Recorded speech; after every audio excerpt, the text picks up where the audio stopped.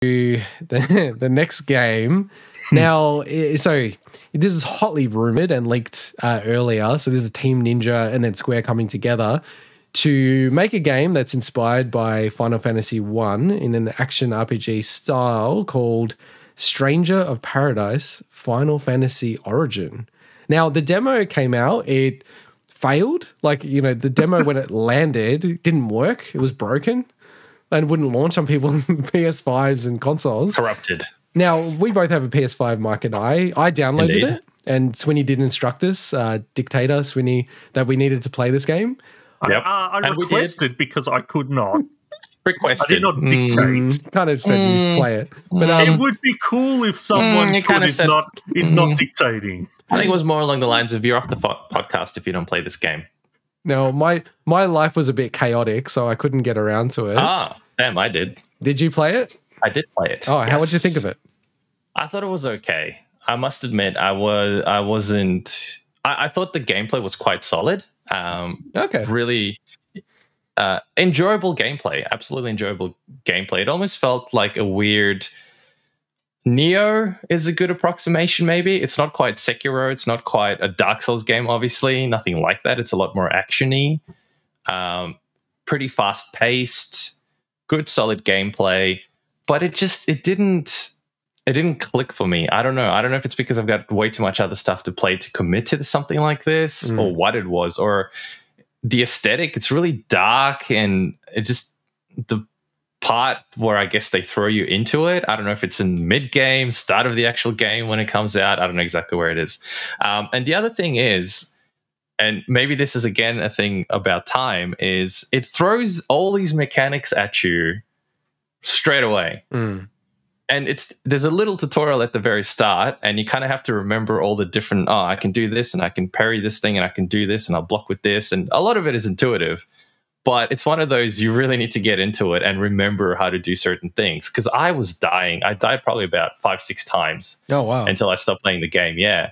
And I mean, it's like a Souls Nioh style game. Kind of is, yeah. It's kind of like a game where you expect it to fail for a while. I expect it to fail a little bit, yeah. But just on that quickly, like that is one of the biggest challenges of trying to build a vertical slice on a complex game like this, where like how do you bring a player in? Because like I've said this so many times, but when I tried Dark Souls on the Switch when they did the network test, honestly, it put me off Dark Souls. That's what I mean, yeah. Because it was just like so much. They put you in an area. I went up the stairs. I'm like, who's this big knight dude? Boom, I'm dead straight away. Straight dead, like, yeah. I'm like, what the hell is this game? This game's stupid. Like, but I don't think that's going to necessarily make me not want to get this game or anything, because I actually really enjoyed the combat. Okay. I don't know how the lore is going to be. I don't know how interesting the characters are going to be or anything like that. But I think it's got the potential to be a pretty damn solid RPG. And you're right about the Dark Souls things. I didn't actually know going into it that it was supposed to have that Neo Dark Souls-y sort of some of the mechanics in that. So I noticed when I touched a checkpoint and I went back that the enemies had reset. And I'm like, oh, I see what's going on here. So I guess you can go back and kill them again and get more XP and whatnot. But yeah, worth trying if you get the chance. It is a very solid feeling game. Yeah. Swinny, I think you were going to say something about it. Yeah, so I haven't obviously been able to play the demo, which we just said. But man, this game, talk about falling on your face in your reveal. This game, essentially everyone's like, oh man, they're making like a Final Fantasy 1 action Souls-like from Team Ninja. Team Ninja has a spotty record, but generally speaking, they're good at action games. And it's like, then it comes out and it is just like probably the worst, one of the worst made trailers I've ever seen for chaos. For such a big franchise. It's like, oh, get this chaos! I'm gonna go get chaos, and it's just like the completely it's the most animated I've ever seen. Swinny. Oh my god, it was like retro. It was like retro. It was like old school Square, because like really old school. Yeah, and the thing is, right? Even like the character designs, right? A lot of people crap on the character designs, and the fact that the dude's just wearing a shirt. But from what I can tell, it's like you will get armor very quickly. You do straight away, yeah, you do. to me, then don't show the intro. dude in a normal shirt. Show the dude in armor. Like, this is meant to be a weird alternate kind of, like, they're building on the story of Final Fantasy 1. The Warriors of Light are not like some emo dude, you know. It's like, to me, the tone is so... Unlike all the other characters in Final Fantasy games. No, but like, this is Final Fantasy 1 we're talking about, right? It's not... This was the pre-emo era of Final Fantasy. So this is Final Fantasy 1. It's so. definitely, like, the tone is so different to what the original game is. And, I mean, the first sequence of Final Fantasy 1 is you going into... after you go through the town, you go to the Chaos Shrine and you take on Garland. That's the opening.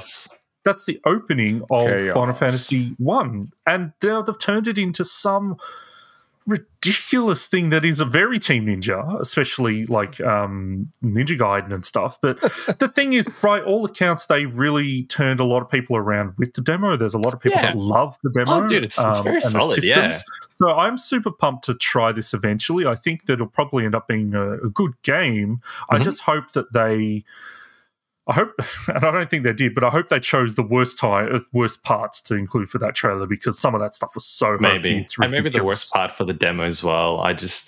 It's very PS2. It's very like PS2 era kind of voice acting and yeah. It is. That's what I kind of love about it. It's so like memey. I feel like the whole chaos thing. And if you haven't watched the trailer, just watch it. It's quite funny. Like it's probably a dozen times the word chaos is mentioned in about 100 seconds.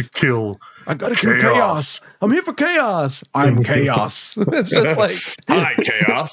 It's honestly like, we're here to kill you. You know, they've picked a random kid in year 8 in an English class and said, "You're gonna write the script for this trailer." It's like, it's fucking chaos. It's just so, I kind of love that about it. It's just so idiotic. Yeah, look, I'm gonna try the demo, and we should say the demo is extended to the 26th of June. So I think it was originally a few days earlier it was going to end, but given that when they uploaded the demo, they uploaded a version that couldn't work on people's consoles. I just can't believe this shit. What a bumpy launch. It's quite funny. All right, let's